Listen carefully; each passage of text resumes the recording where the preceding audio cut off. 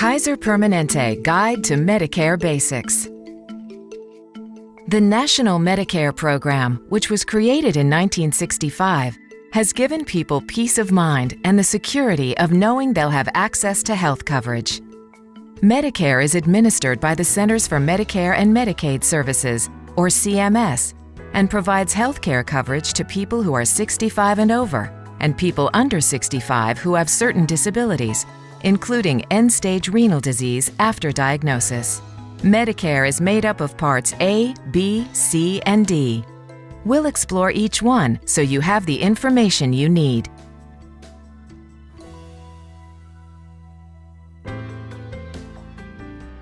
Let's look at Part A first. Part A is hospital insurance and provides coverage for inpatient hospital, skilled nursing, hospice, home health care. Services not covered under Part A include custodial care and long-term care. If you've worked at least 10 years of Social Security-covered employment and are over 65, you generally will pay no monthly premium for Part A. Once you're eligible, you can sign up at your Social Security office. Then you'll receive a red, white, and blue Medicare card.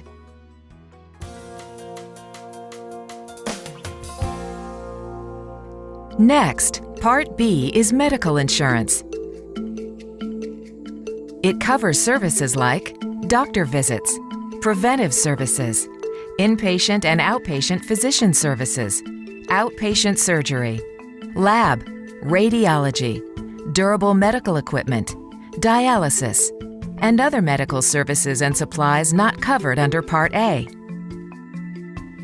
If you qualify for Part A, you're eligible for Part B, and you'll keep your Part B benefits for as long as you continue to pay for them.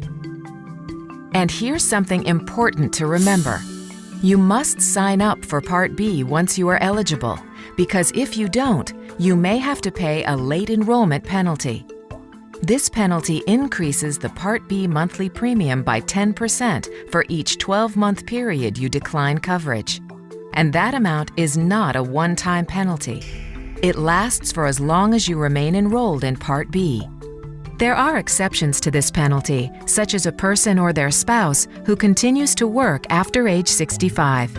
We've now covered Part A and Part B, which together make up Original Medicare. Keep in mind that your employer group or trust fund sponsored plans likely offer additional coverage to Original Medicare.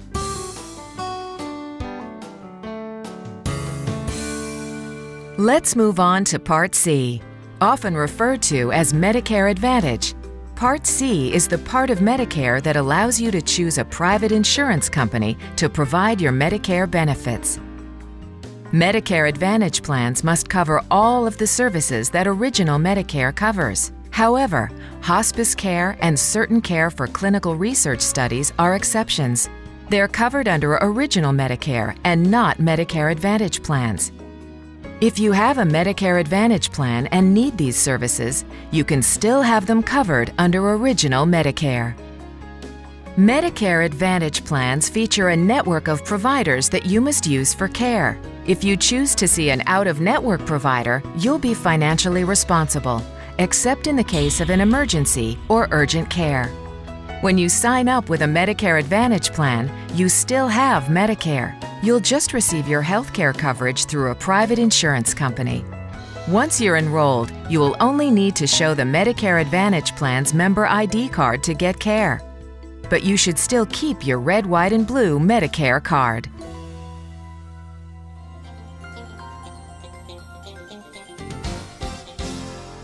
And then there's Part D.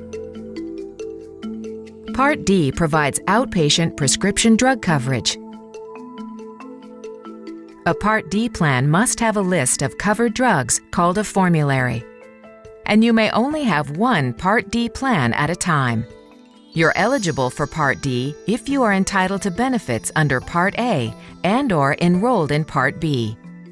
The only way you can enroll in Part D is through one of these options: a Medicare Advantage plan that includes Part D prescription drug coverage, a standalone prescription drug plan, which offers prescription drug coverage only, and some employers and unions.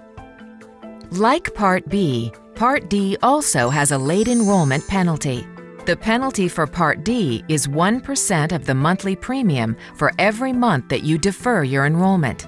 This penalty does not apply to those who are eligible for low-income subsidy, also called extra help. To apply for this program and get assistance in paying for your prescription drug premiums and costs, contact Social Security or your state Medicaid office, or call 1-800-MEDICARE for more information. Now that we've gone over the 4 parts of Medicare and the benefits they offer, let's go over how and when you can enroll in Original Medicare. The initial enrollment period for Original Medicare begins 3 months before your 65th birthday and ends 3 months after the month you turn 65, a total of 7 months. If you miss your initial enrollment period, you can sign up during the general enrollment period between January 1st and March 31st each year, and your coverage will begin on July 1st of that same year.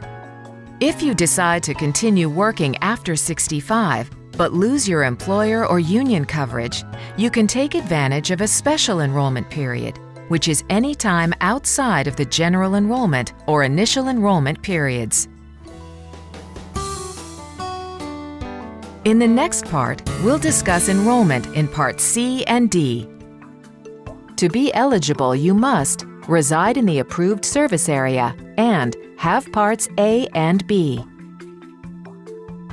Some exceptions apply, such as if you have end-stage renal disease, also known as ESRD. Medicare has specific rules about enrolling individuals with ESRD. Unless you qualify for an exception, you may not be eligible for a Part C plan. For more information, please call 1-800-MEDICARE. Additionally, if you have an employer or union health plan or other health coverage through a company that offers Medicare Advantage plans, you may be able to join one of their Medicare Advantage plans. Most Medicare Advantage plans have limited enrollment periods.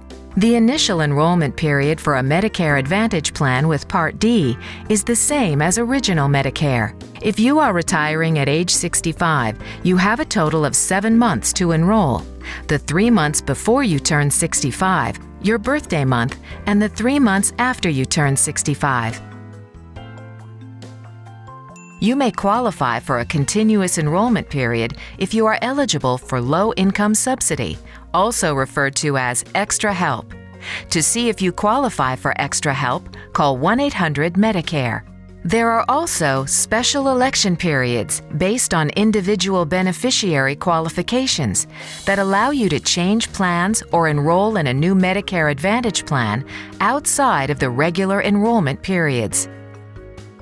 Examples of these special election periods are loss of employer or union group coverage, qualification for low-income status, relocation, you have moved or are moving.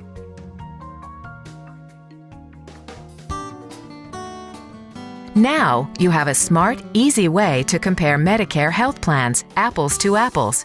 It's called the Medicare Star Quality Ratings. Each year, CMS uses this system to evaluate all Medicare health and prescription drug plans. Plans are given an overall rating from 1 to 5 stars, 5 stars meaning excellent. These ratings are based on major categories which include preventive care, chronic care, prescription drug services, customer service, and member satisfaction. Whether you're choosing or changing coverage, these ratings are a simple, fair way to compare plans in your area and help you make a more informed choice.